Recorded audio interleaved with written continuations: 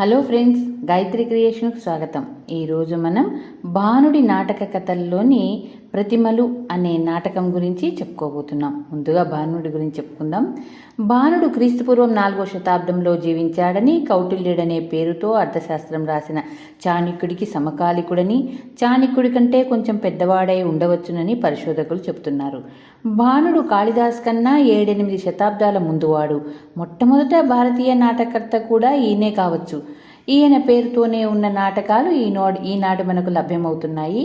భానుడి నాటకాలను గురించి అనేక ఇతర గ్రంథాల్లో ప్రస్తావించి ఉన్నప్పటికీ ఆ నాటకాలు ఇటీవల మాత్రమే బయటపడ్డాయి. ప్రతిమలు భానుడి ఉత్తమ రచనలో ఒకటిగా పరిగణించబడుతుంది. ఇందులోని రామాయణ కథే అయినా భానుడు ఆ కథను తన ఇష్టం వచ్చినట్లుగా మార్చాడు. ఈ నాటకంలో భానుడి శిల్పచాతుర్యం అత్యద్భుతంగా కనిపిస్తుంది. రాముడి వనవాస ప్రసక్తి రాకమునిపే రంగస్థలం మీదికి నారబట్టలు వస్తాయి. ఇక కథలోనికి వెళ్దామా? అయోధ్య నగరంలో దశరథ మహారాజు తన కొడుకైన రామచంద్రుడి పట్టాభిషేకానికి ఉత్తర్వు ఇచ్చాడు. ప్రయత్నాలు చురుకుగా సాగుతున్నాయి. ఛత్రచామర్లు, సింహాసనము సిద్ధం చేయబడ్డాయి. బంగారు కలశాల్లో నీరు నింపారు. దర్భలు సిద్ధం చేశారు. తంతు నడిపించడానికి పురోహితుడైన వశిష్ఠుడు సిద్ధంగా ఉన్నాడు.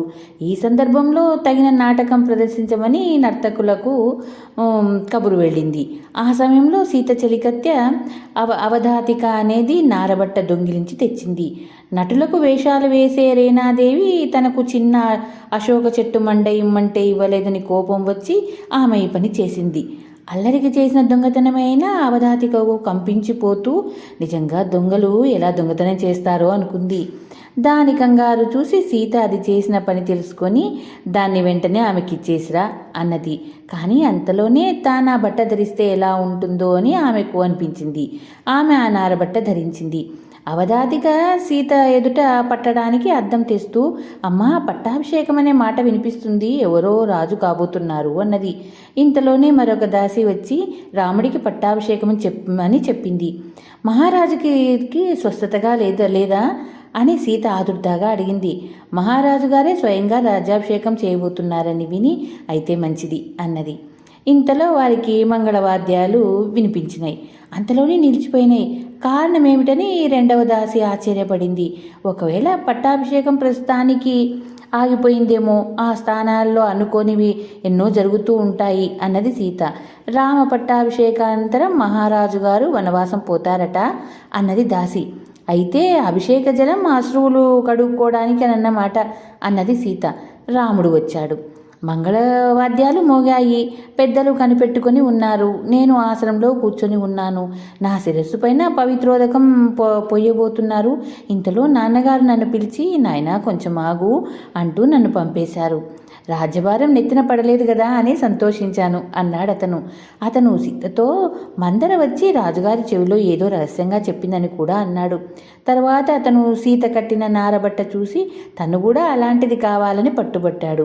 మరొక నారబట్ట దమ్మని సీత తన చెలికత్తెను రేణాదేవి వద్దకు పంపింది. ఇంతలో అయ్యో మహారాజు గారు అన్న ఆర్తనాదం వినిపించింది.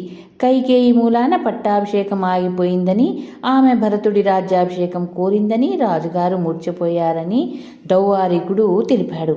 ఇంతలో లక్ష్మణుడు విలుబాణాలు తెచ్చి ఆ కైకేయిని ఇప్పుడే చంపేస్తాను అని ఆగ్రహంతో అన్నాడు. రాజ్యలోభం చేత హత్యలు చేస్తావా? ఎవరిని చంపుదామని? తండ్రిగారినా తల్లిగారినా? ఏ పాపం ఎరుగని భరతున్నా అని రాముడు అడిగాడు. లక్ష్మణుడు కంట తడి పెడుతూ, రాజ్యం రాలేదని నేను ఆగ్రహించలేదు. ఆ కైకేయి నిన్ను 14 ఏళ్లు అరణ్యానికి పంపుతుంది అన్నాడు. అందుకే మహారాజు మూర్చిపోయి ఉంటారు అన్నాడు రాముడు. తను సీతను నారబట్ట ఇమ్మని అడిగాడు. సీత అరణ్యానికి తాను కూడా వస్తానన్నది. ఆమె ఎంత చెప్పినా వినకపోవటం చూసి రాముడు లక్ష్మణ్తో, ఆమెకు నువ్వైనా చెప్పి చూడు అన్నాడు. ఆమె అన్నదానిలో తప్పేమీ లేదు అన్నాడు లక్ష్మణుడు. ఇంతలో సీత చెలికత్తె రేణాదేవి వద్ద నుంచి మరొక నారబట్ట తెచ్చింది. దాన్ని రాముడు తీసుకుని ధరించబోతూ ఉండడం చూసిన లక్ష్మణుడు, నీ వద్ద ఏమున్నా నాకు సగం ఇస్తావే, ఆ నారబట్టనంతా నీవే ధరించాలా అంత స్వార్థం వద్దు, నాకు సగం ఇయ్యి అన్నాడు. రాముడు సీతతో లక్ష్మణుడికి చెప్పి చూడు అన్నాడు. సీత చెప్పి చూసింది, కానీ లక్ష్మణుడు తాను కూడా వనవాసం వచ్చి తీరాలని పట్టుబట్టి నారబట్ట ధరించాడు. ముగ్గురు కలిసి రాజధాని వీధి వెంట పోతూ ఉంటే పౌరులు అటు ఇటు మూగారు. వారిని పక్కకు తొలగించుకుంటూ లక్ష్మణుడు ముందు నడిచాడు. ఇంతలో దౌవారికుడు వచ్చి రాజకుమార, మీరు వనవాసం వెళ్తున్నారని విని మహారాజు గారు వస్తున్నారు, కొంచెం ఆగండి అన్నాడు. వనవాసం వెళ్లేవారు ఎవరికీ వీడ్కోలు చెప్పవసరం లేదు అని లక్ష్మణుడు రాముడితో అన్నాడు. అది నిజమేనంటూ రాముడు సీతాలక్ష్మణుతో ఆగకుండా వెళ్ళిపోయాడు. సీతారామ లక్ష్మణులు వెళ్ళిపోయాక దశరథ మహారాజు చాలా మనోవేదన అనుభవించాడు.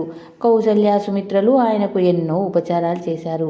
సుమంతుడు సీతారామ లక్ష్మణులు రథంలో శృంగబేపురం వద్ద దించి వచ్చి దశరథుడితో వారు అరణ్యంలోకి ప్రవేశించిన సంగతి చెప్పాడు. ఆ సంగతి విని దశరథుడు సుమంతుడితో భరతుణ్ణి వెంటనే పిలిపించు అన్నాడు. ఇంతలోనే ఆయనకు మృత్యువు ఆసన్నమైంది. ఆయన కళ్లకు దిలీపుడు, రఘువు, తన తండ్రి అయిన అజుడు కనిపించారు. రామా, సీత, లక్ష్మణ, నేను వెళ్ళిపోతున్నాను అంటూ ఆయన ప్రాణాలు వదిలాడు. అయోధ్యకు కొద్ది దూరంలో ప్రతిమశాల ఉంది. అందులో చనిపోయిన రాజుల ప్రతిమలు ఉంచుతారు.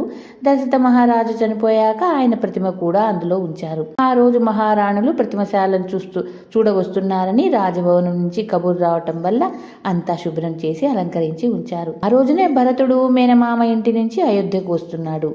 ఊరి వెలుపలనే శత్రుఘ్నుడు పంపిన మనిషి అతని రథానికి ఎదురొచ్చి భరతుడు కృత్తికా నక్షత్రం గడిచి రోహిణి ప్రవేశించే వరకు అయోధ్యలో ప్రవేశించరాదని పెద్దలు చెప్పినట్లుగా చెప్పాడు. భరతుడు తన రథాన్ని ఉచితమైన చోట నిలిపించి చుట్టూ చూసేసరికి చెట్ల సందులుగా అతనికి ప్రతిమశాల కనిపించింది. అతనికి ఆ ప్రతిమశాల గురించి తెలియదు. తన తండ్రి మరణించిన సంగతి కూడా తెలియదు. అదేదో దేవాలయం అయి ఉంటుందనుకొని అతను దానికేసి వచ్చాడు. ప్రతిమశాలలో ఎవ్వరూ లేరు. 4 విగ్రహాలు మాత్రం అలంకరించి ఉన్నాయి. అవి ఎవరో దేవుళ్ళవై ఉంటాయని భరతుడు నమస్కరించాడు. ఇంతలో ప్రతిమశాలను కనిపెట్టుకుండే మనిషి వచ్చి అవి దేవుళ్ళ విగ్రహాలు కావని, గతించిన ఇక్ష్వాకు మహారాజులవని చెప్పాడు. అవి తన పూర్వీకులని తెలియగానే భరతుడు పరమానందం చెంది వారిని గురించి వివరంగా చెప్పమని ఆ మనిషిని కోరాడు. ఆయన భరతుడికి దిలీప మహారాజు, రఘు మహారాజు, దశరథుడి తండ్రి అయిన అజు మహారాజు చూపించిన వారి ఖ్యాతిని వివరించాడు. వీరి పక్కన 4వ విగ్రహం ఉండటం చూసి భరతుడు కొంచెం కంగారు పడి దాన్ని గురించి ప్రశ్నించడానికి ధైర్యం చాలక మొదటి 3 ప్రతిమలను గురించి మళ్ళీ అడిగాడు. అలా 3 సార్లు ముగ్గురిని గురించి చెప్పించుకున్నాక భరతుడు ఆ మనిషితో, అయ్యా, ఇక్కడ బతికున్న వారి విగ్రహాలు కూడా పెడతారా అని అడిగాడు. చచ్చిన వారినే పెడతారని ఆ మనిషి చెప్పాడు. అయితే సెలవు అంటూ భరతుడు వెనక్కు తిరిగాడు. కొంచెం ఆగండి, భార్యకు కానుకగా ప్రాణాలు వదిలిన దశరథ మహారాజు గురించి తెలుసుకోకుండా పోతున్నారే అన్నాడు ఆ మనిషి. తండ్రి అని భరతుడు మూర్ఛపడిపోయాడు. ఆ మాట వింటూనే అప్పటికి ఆ మనిషికి ఆ కుర్రాడు భరతుడై ఉంటాడని బోధపడింది. భరతుడు మూర్ఛ నుండి తేరుకొని ఆ మనిషి చేత జరిగిందంతా చెప్పించుకున్నాడు. సీతారామ లక్ష్మణులు అరణ్యాలకు వెళ్ళిపోయారని తెలియగానే భరతుడు తిరిగి మూర్ఛపోయాడు. ఆ సమయంలో మహారాణులు కౌసల్య, సుమిత్ర, కైకేయి అక్కడికి వచ్చారు. భరతుడు వారి వెంట ఉన్నాడు. అతను మూర్ఛలో ఉన్న యువకుని చూసి అక్కడ మనిషి ద్వారా భరతుడని తెలుసుకున్నాడు. తర్వాత భరతుడు స్పృహ తెలిసి కౌసల్య, సుమిత్రకు వందనాలు చేసి తన తల్లి అయిన కైకేయిని నిందించాడు. నాయనా, నేనేం చేశాను అన్నది కైకేయి. భరతుడు తల్లిపైన వేయవలసిన నిందలన్నీ వేశాడు. నాయనా, నీకు రాజ్యాభిషేకం చేయటానికి వశిష్ఠ వామదేవులు వస్తున్నారు అని సుమంతుడు చెప్పేసరికి భరతుడు, అభిషేకం ఆ మహారాణికి చెయ్యండి, నేను అయోధ్యకు రాను, రాముడుండే చోటుకే పోతాను, అదే నా అయోధ్య అన్నాడు. తర్వాత కొద్ది కాలానికే భరతుడు సుమంతుని వెంట పెట్టుకొని రథంలో చిత్రకూటానికి చేరుకున్నాడు. రాముడి పర్ణశాల ఉంటున్నది అక్కడే. భరతుడు సుమంతుడితో, దురాశపరులైన కైకేయి కొడుకు భరతుడు వచ్చాడని రాముడికి విన్నవించు అన్నాడు. ఇద్దరిని నిందించటం తప్పు నాయనా అన్నాడు సుమంతుడు. భరతుడు తనంతానే ప్రకటించుకోదలిచి బిగ్గరగా, క్రూరుడు, కృతజ్ఞుడు, నాగరికుడు, ధూర్తుడు అయిన అయి కూడా భక్తి శ్రద్ధ గలవాడొకడు వచ్చాడు, వాడు లోనికి రావచ్చునా, లేక వచ్చిన దారినే వెళ్ళిపోవాలా అని కేక పెట్టాడు. పర్ణశాలలో ఉన్న రాముడికి ఈ కేక విని గంభీరంగా నాన్నగారి కంఠధ్వనిలా ఉంది, ఎవడో ఆప్తుడు వచ్చాడు అంటూ చూసి రమ్మని లక్ష్మణ్ణి పంపాడు. లక్ష్మణుడు బయటికి వచ్చి భరతుడిని చూసి రాముడికి ఈ సంగతి చెప్పాడు. భరతుడిని లోపలికి తీసుకురావడానికి రాముడు సీతను పంపాడు. లోపలికి వచ్చి రాముడిని కౌగలించుకున్నాడు. భరతుడు తాను కూడా రాముడితో పాటు అరణ్యంలో ఉండిపోతాడన్నాడు. కానీ రాముడు సమ్మతించలేదు. నేను అహంకారం చేతనో భయం చేతనో మతి చెడో అరణ్యానికి వచ్చాననుకున్నావా? నాయనగారి ఆజ్ఞను అనుసరించి వచ్చాను. నువ్వు కూడా అలాగే ఆయన ఆజ్ఞ ప్రకారం రాజ్యపాలన చెయ్యి అన్నాడు. భరతుడు ఇందుకు ఎంతమాత్రమూ ఒప్పుకోలేదు. చివరకు అతను రాముడి ఆంక్షను ధిక్కరించలేక, నీ వనవాస అనంతరము నీ రాజ్యం నువ్వు తీసుకునే పక్షంలో నేను అంతదాకా రాజ్యపాలన చేయటానికి ఒప్పుకుంటున్నాను. రాజ్యాభిషేకం నేను చేసుకోను, నీ పాదుకలకే చేస్తాను అన్నాడు. రాముడు ఇందుకు సమ్మతించి భరతుడికి తన పాదుకలిచ్చి ఆ రోజే అయోధ్యకు పంపేశాడు. ఒకనాడు సీతారాములు పర్ణశాలలో కూర్చొని మరునాడు దశరథ మహారాజు ఆబ్దికం గురించి ఆలోచిస్తూ ఉండగా రావణుడు తపస్వి వేషంలో అక్కడికి వచ్చి, లోపలెవరు? నేను అభ్యాగతిని అని కేకపెట్టాడు.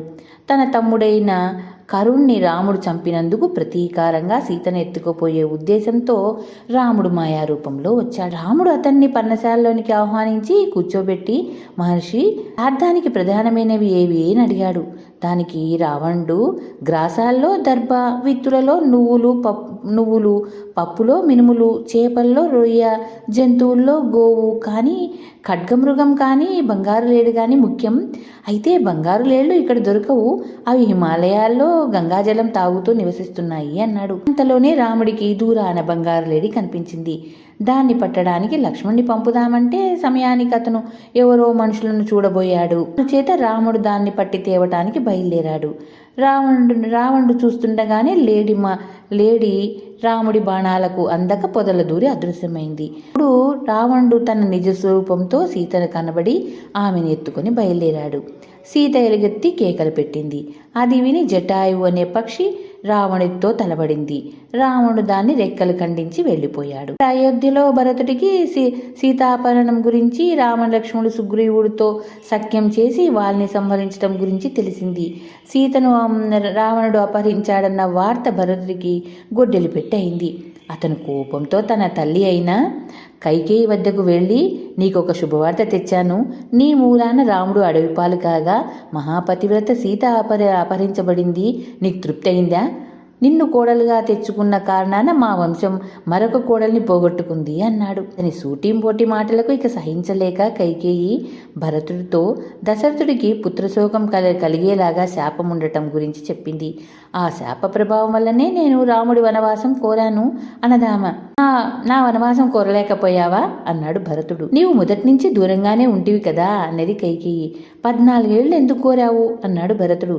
14 రోజులు అనబోయి నోరు జారి 14 ఏళ్ళు అన్నాను నాయన అన్నది కైకేయి. ఈ విషయాలు అందరికీ తెలుసునని భరతుడు తెలుసుకున్నాడు.